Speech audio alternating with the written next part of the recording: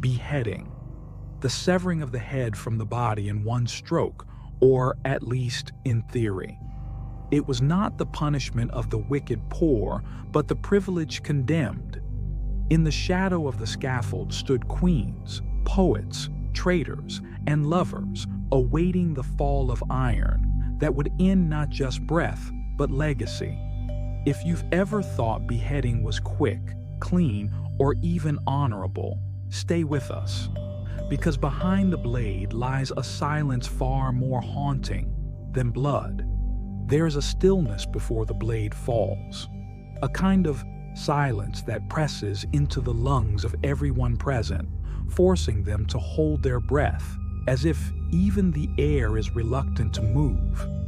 In that stillness stands a figure, sometimes defiant, sometimes broken, often blindfolded, awaiting the swift descent of cold metal that will sever them from the world forever.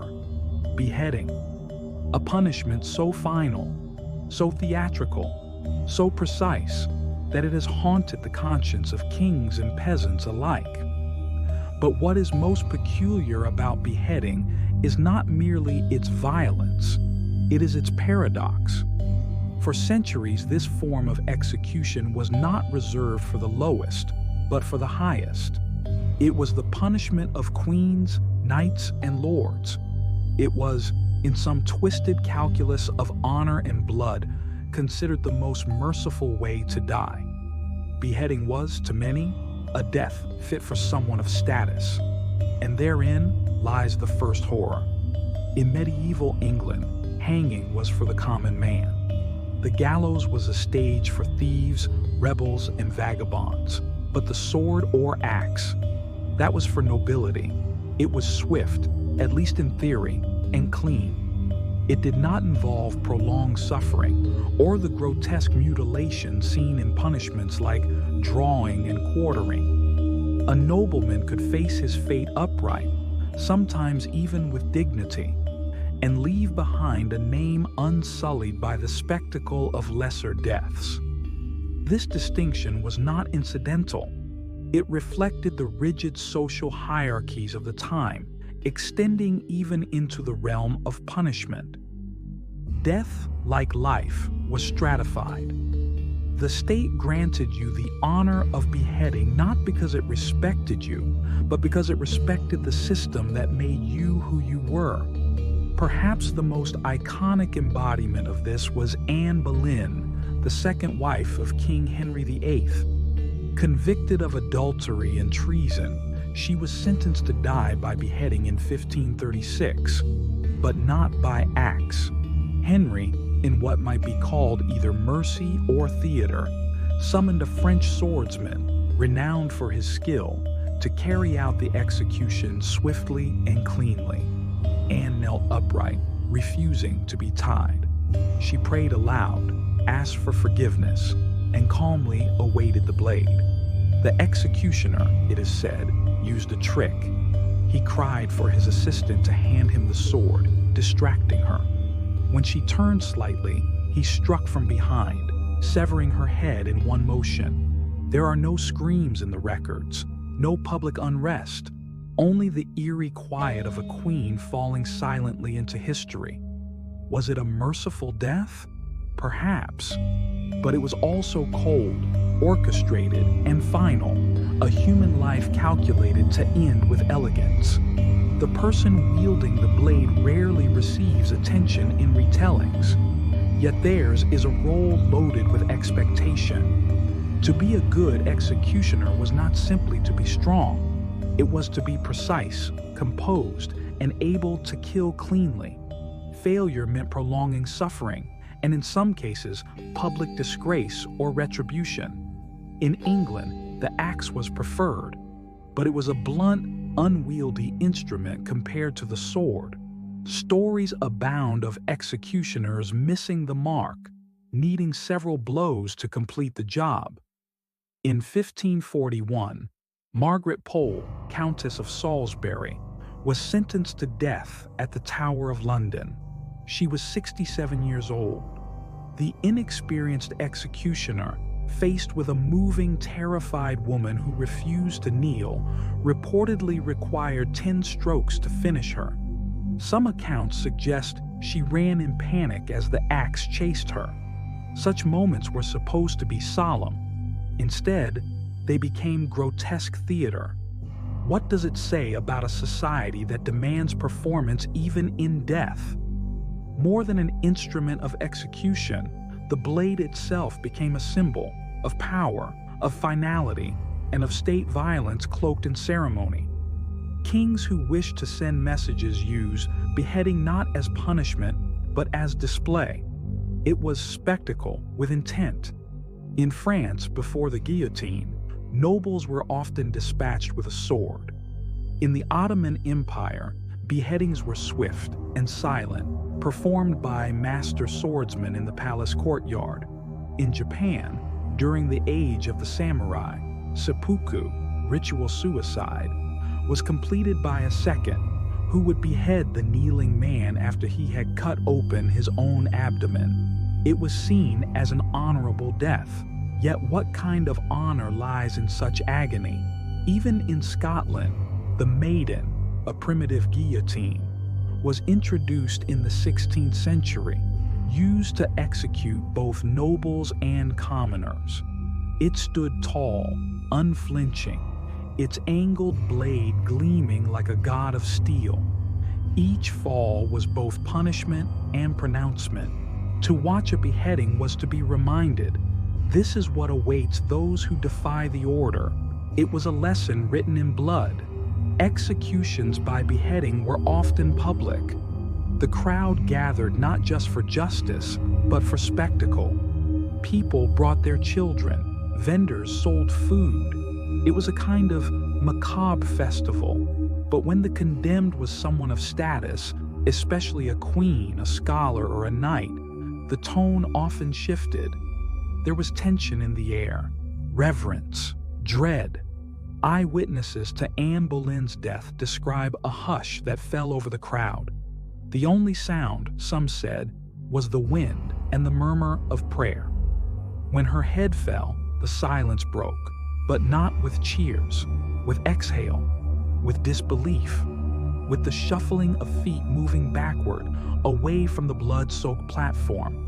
We are often told that beheading was clean, efficient, even humane. But standing in that moment, watching a head roll away from a body still twitching, is not clean. It is not humane. It is the severing of identity, the desecration of form, and the eternal reminder that justice, once enacted, cannot be undone. Why does beheading linger so deeply in our collective imagination? Perhaps because it is definitive. It leaves no room for uncertainty, no last-minute reprieve. Once the blade is raised, there is only forward motion, and when it falls, history is changed, but perhaps also because it is intimate. Unlike execution by gunfire or gas, beheading involves a human hand and a human face. The condemned often seize the weapon. They sometimes speak to the executioner. Their final breath is not hidden. It is shared with the crowd, and that is what makes it unbearable. To kill someone by beheading is not merely to end their life. It is to publicly unmake them. It is to reduce the body into parts before an audience, to strip away the dignity of form and the illusion of invincibility. It is to tell a story in one violent gesture. You do not matter anymore. There is a stone plaque at Tower Green in London where Anne Boleyn and others met their end. It reads, "Gentle visitor, pause a while. Where you stand, death cut away, the light of many days. Here, jealous husband, anxious mother, betrayed friend, innocent and guilty, met the same end, beheading. Life takes many turns. Think now of the trembling of the human heart." And so we must, because history is not made only by victors, but by the silenced. And in the silence that follows the fall of the blade, we are left not with triumph, but with questions. What kind of justice requires so much blood? What kind of society decorates cruelty with ritual? And what kind of people do we become when we applaud the severing of a head as progress? They said it was swift. They said it was merciful. But the truth is, the human body is not made to come apart cleanly. Flesh resists, bones splinter. Even in the hands of a skilled executioner, the beheading of a living person is never sterile, never precise. It is a violent moment, full of risk, of pain, of spectacle, of failure. And when it fails horrifically. There is no shortage of accounts where the axe missed its mark, where the blade glanced off a shoulder, where the condemned screamed or bled out slowly, or turned their head in panic at the worst possible instant. In theory, death should come in a single stroke. In practice, death often stumbled, and when it did, the scene transformed from a symbolic execution of justice to a slow, exposed death, marked not by solemnity but by horror. The English axe was notoriously unreliable in this regard. It was heavy, meant to crush its way through neck and spine. But if the angle was wrong or the executioner untrained, the blade could lodge in the muscle, leaving the victim alive and conscious, gurgling as their body convulsed in the dirt. In such cases, a second blow was required, sometimes a third. In the worst instances, the crowd would begin to shout, "Strike again," as if desperate to bring closure to the atrocity they had come to witness. And it wasn't always the executioner's fault. Some of the condemned fought. Some refused to kneel. Others trembled, sobbed, collapsed mid-prayer. Even nobility, raised on honor and duty, were not immune to terror when faced with the cold breath of the axe. In 1587, Mary, Queen of Scots, ascended the scaffold at Fotheringhay Castle. She wore a crimson petticoat beneath a black gown, a symbolic gesture, martyrdom in scarlet. She spoke calmly, forgave her executioner, and laid her neck upon the block. But the execution was botched. The first stroke struck the back of her head. The second barely severed the neck. The third finally finished it. When her head was raised to the crowd, her auburn wig detached, revealing gray hair and a bloodied skull. The moment that was meant to display the precision of royal justice had become instead a failure of flesh and ceremony. And yet, despite these brutalities, the image of beheading persisted as something refined. Why? Because of what it symbolized. It was not just the end of a life, but the assertion of state power. It was law made visible, a message carved into the body and broadcast to all. This is what becomes of traitors, heretics, the proud. Whether the blade struck clean or not, the outcome was the same. Someone who defied the order was now dead, and their death would not be forgotten. Over time, however, this reliance on human executioners came to be seen as a problem.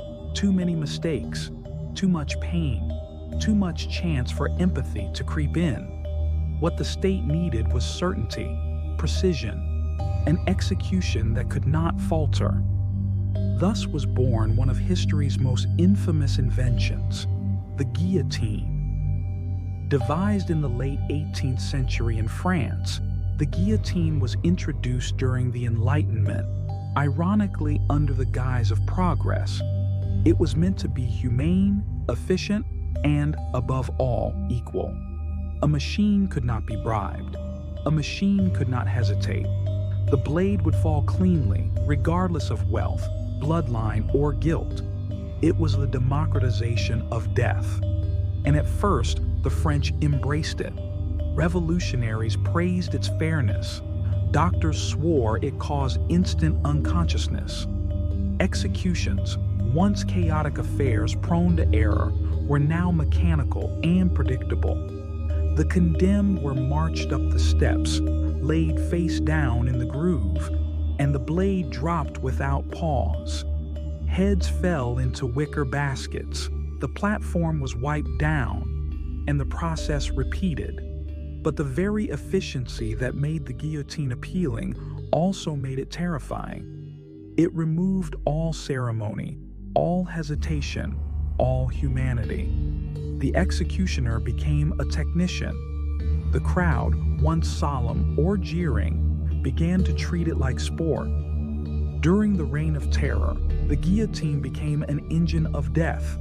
It operated daily, sometimes hourly, in Paris's public squares. Children played nearby. Vendors sold snacks. The air filled with the scent of blood and sawdust. What was once symbolic had become routine. And then came the questions. How long did the severed head remain conscious? Did the brain register the moment of separation? Did the eyes see?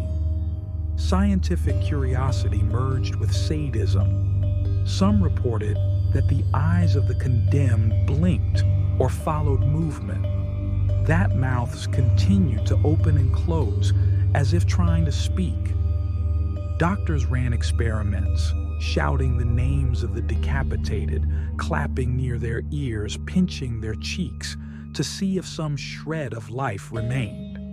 The answers were inconclusive, but the doubt was enough to disturb, enough to plant unease. For if the head lives even a few seconds longer, then death is not instant. And in those final seconds, what is felt? Pain, panic, regret? The severing of the head is meant to be final, but if consciousness lingers in that grotesque isolation, then beheading is not mercy. It is torment beyond language. This fear didn't exist only among the victims. Executioners, too, were haunted. Some drank heavily before carrying out their duties. Others retired in silence, their names cursed or forgotten. The job brought income and status, but also isolation. No one wished to befriend the man who decapitated children or who held the still warm head of a poet as the crowd cheered.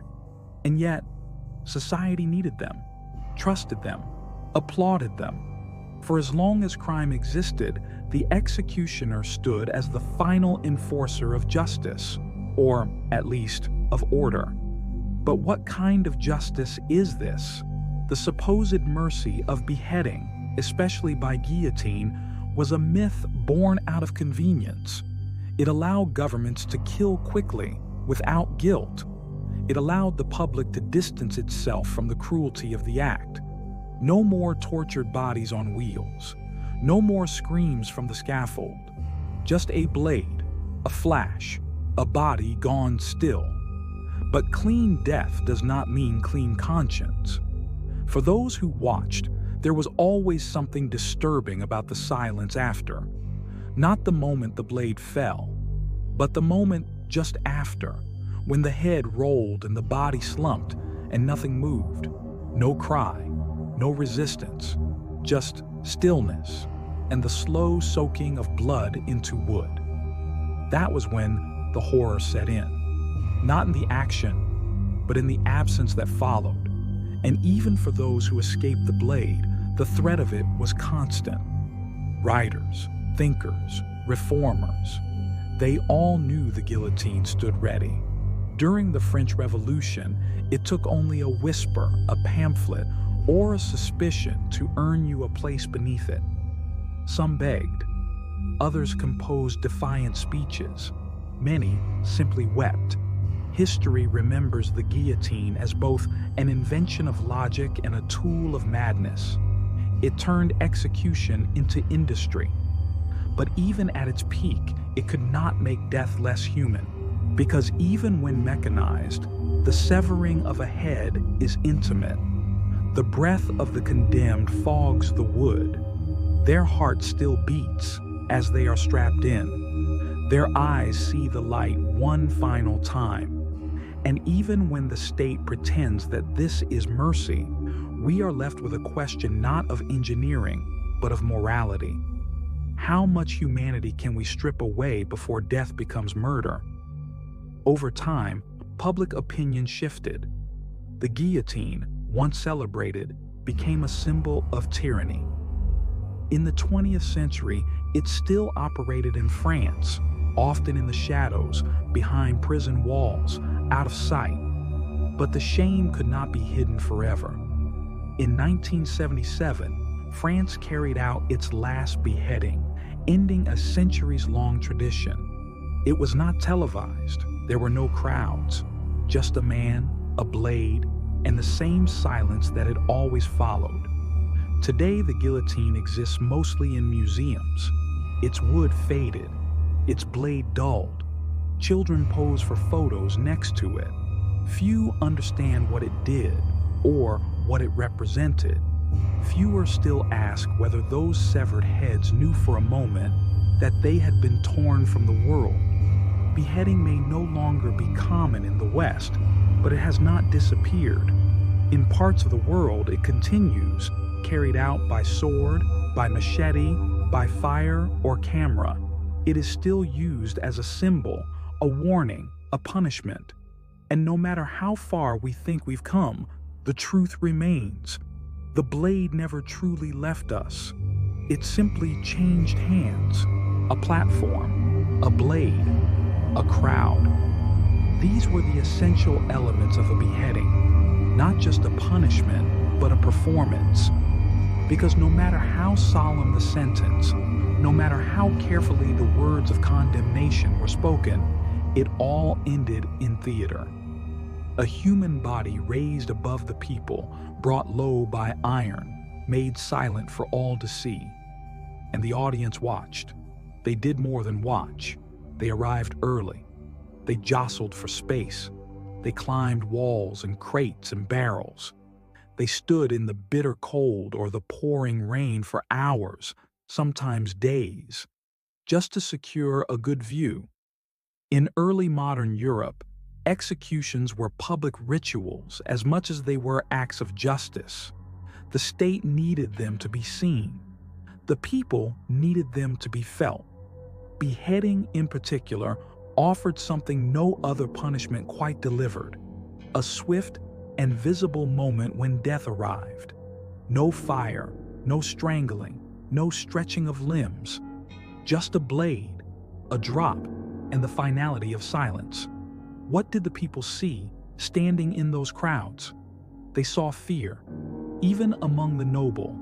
They saw blood, sometimes in gushes, sometimes in fine sprays that reached the edge of the scaffold. They saw heads fall, some bounced, some rested face up, eyes open, others lolled sideways, half concealed by hair. In rare cases, they saw movement, twitches, jerks, even mouths that opened as if to speak. They saw death in its purest form, immediate, undeniable, and irreversible. And still, they came. Not out of cruelty, necessarily. Curiosity drew many. The desire to witness history, to say, "I was there when he fell." Parents brought their children, sometimes to scare them straight, sometimes simply because that was what one did. Food vendors hawked their goods. Some in the crowd laughed, others wept. Some prayed, others spat. But the blade never stopped falling. For the state, this was useful. The visibility of punishment was part of its power. The crowd was a participant, a witness, and a reminder that law could cut, that rebellion could bleed. But there was a cost. The more often the people saw death, the less they reacted. Shock gave way to habit, outrage became routine, and slowly, death became entertainment. One only needs to look at the French Revolution to see how quickly this shift could occur. At first, the guillotine was a solemn tool. It stood in Place de la Révolution, surrounded by soldiers, guarded by law. But as the executions mounted, it became a spectacle. People brought chairs. They applauded loudly for famous victims. They booed at traitors. Women sat in carriages knitting as heads rolled into baskets. The machine earned a nickname, the National Razor, and crowds began to cheer its work. It was theater without fiction, a morality play where the blood was real. But not everyone celebrated. Some left the square shaken. Others swore never to return. Writers and artists began to depict the crowd itself as monstrous, hungry for violence, desensitized by repetition.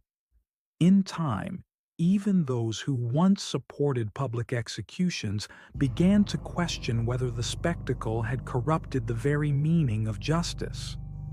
What does it mean when a society turns punishment into ritual? What does it mean when we become accustomed to the sight of falling heads? The crowd was not merely a backdrop, it was a mirror.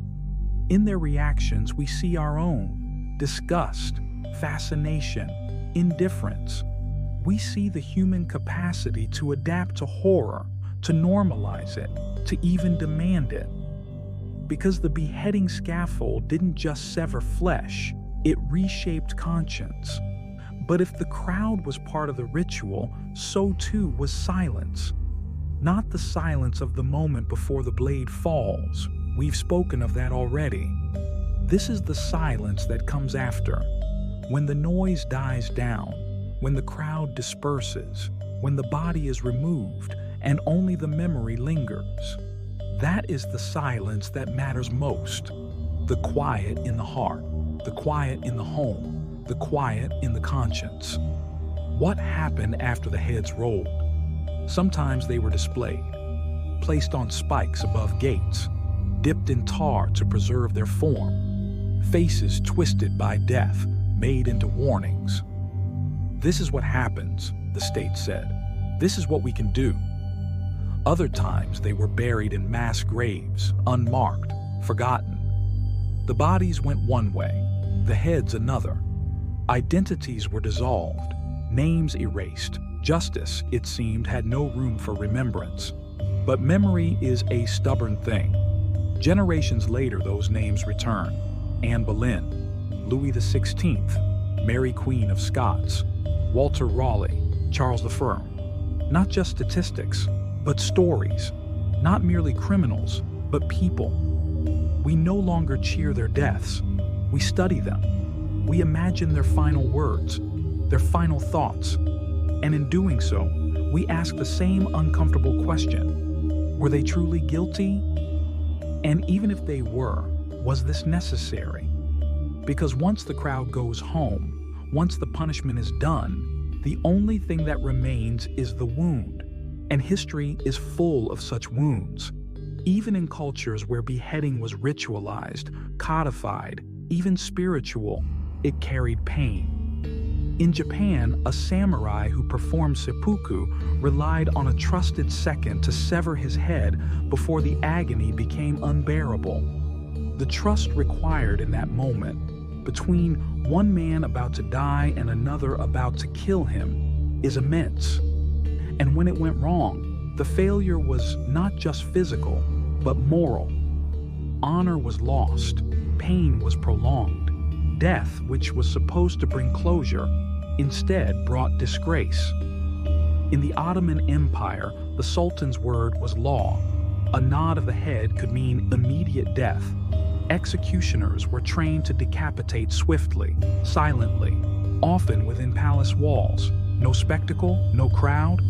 But even there, among marble halls and quiet fountains, the blade left echoes. The silence afterward was not peaceful, it was fearful. Whispers spread. Who would be next?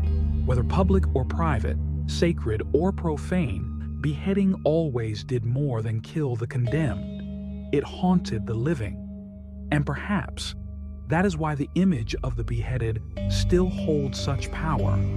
Even now, centuries later, the sight of a severed head, in art, in film, in photographs, triggers something deep, a shudder, a momentary pause. We recoil not only from the violence but from the intimacy of it. A face, forever frozen, disconnected from breath. A life, collapsed into an object. Modern audiences may believe they are far removed from such things, but beheading has not disappeared. In some corners of the world, it still happens. On camera, on command. Used not by states, but by insurgents, terrorists, executioners of a different order. The crowd is no longer physical, it is global. We do not gather in squares but on screens. And still, the spectacle persists. The blade may be cruder, the sentence less lawful, but the message is the same: fear, submission, erasure. What has changed is not the act itself, but our distance from it. We do not see it in person, and so we believe ourselves better, more civilized, more humane. But the truth is, the beheading never ended. It merely slipped behind closed doors. It put on uniforms. It changed its name. And so we must ask again, what kind of justice requires the severing of the head? Not in theory, not in history, but now, today. What kind of fear must a society carry to believe that such an end is necessary? And what does it say of us as people if we turn away from the question? There is a grave in London, unmarked, long since covered over, where the body of a decapitated woman rests. Her name was not preserved. Her trial is forgotten. But her end was real. The blade that took her life was real. And the crowd that watched her die dispersed, just like all the others. She is not in the history books, but she was there. And her silence is louder than all the cheers and prayers that surrounded her death. History is written by those who survive, but justice is measured by how we treat the powerless, especially when they fall silent. Beheading was never just a method. It was a mirror, a symbol, a ritual of fear dressed in the language of honor. And even now, its shadow lingers. On the pages of law, in the echoes of memory, in the quiet guilt that lives beneath our fascination with the past. We watched, we forgot, and somewhere along the way, we convinced ourselves that the blade was clean. But history remembers differently.